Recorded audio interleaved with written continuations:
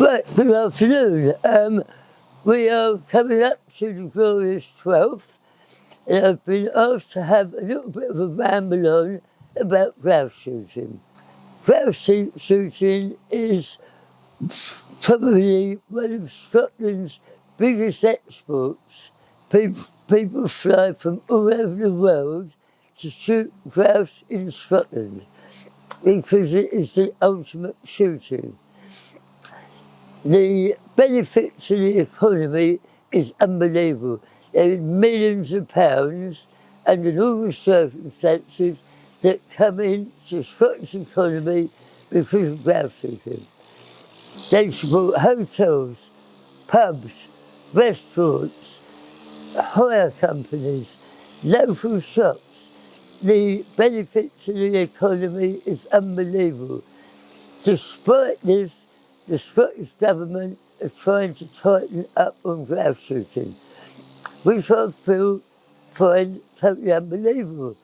It's a pity that they don't have a few members of the Scottish Parliament that understand a little bit about the rural economy.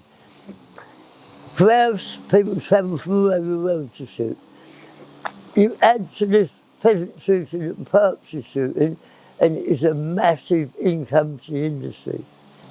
The other thing that they've got to realise is also a massive bonus for the rural economy. Grouse moors are looked after by grouse keepers. Grouse keepers have to look after the moor because grouse is a totally natural product. You cannot breed grouse. Grouse are totally wild, and you have to create an environment for them to breed in. One of the ways they do this is that they burn off large areas of grouse moor a piece at a time. They burn it off, and then as soon as the winter comes, and then the spring, as the spring comes, the new shoots come through, and that gives something for the young grouse to feed on. So it's a deliberate part. But also, what people tend to forget is that if you don't burn off pieces of grouse moor, then you get a situation where the whole grouse moor catches fire. Generally, underneath a grouse moor is a peat bog. So you get a fire on the moor, which then goes down to the peats, and sometimes for months, every time you get a bit of wind, that peat reignites. So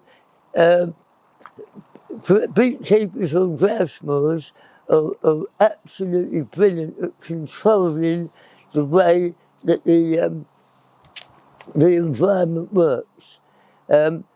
Wales, sadly, have lost a great lump of their grouse shooting because during the Second World War, grouse shooting in Wales was stopped. At the end of the Second World War, they didn't restart it again. So, with the exception of the very north tip of Wales, there were no grouse in Wales. And that is because you haven't had beekeepers there to control the environment, to encourage grouse to breed. And that is something else that a lot of these government departments forget, is what benefit to the rural economy beekeepers of grouse moors and pheasant shoots do. So this is something.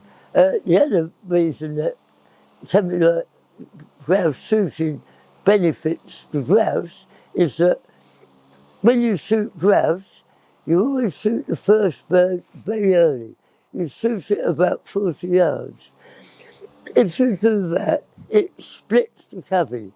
So half the covey goes that way and half the covey goes that way.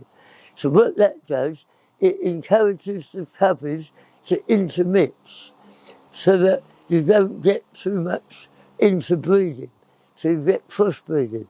So despite what the experts will tell you, grouse shooting actually benefits the grouse. Grouse shooting is very strictly controlled by the people that own the grouse moor, because they know that you cannot shoot too many, because if you shoot too many, you don't have any for next year. So people that own grouse moors are very, very sensible about the way grouse are shot. So hopefully, if you only ever get an opportunity once in your life to shoot grouse, because grouse are very, very expensive to shoot. If you are a shooter, you've got to shoot grouse at least once in your life. The problem with that, and I promise you is, you go and shoot grouse for once in your life, you'll enjoy it so much you'll go and shoot it again. And that can get expensive. So, again, if you've got any questions that you want to ask me about grouse moors or grouse shooting, please feel free to phone me.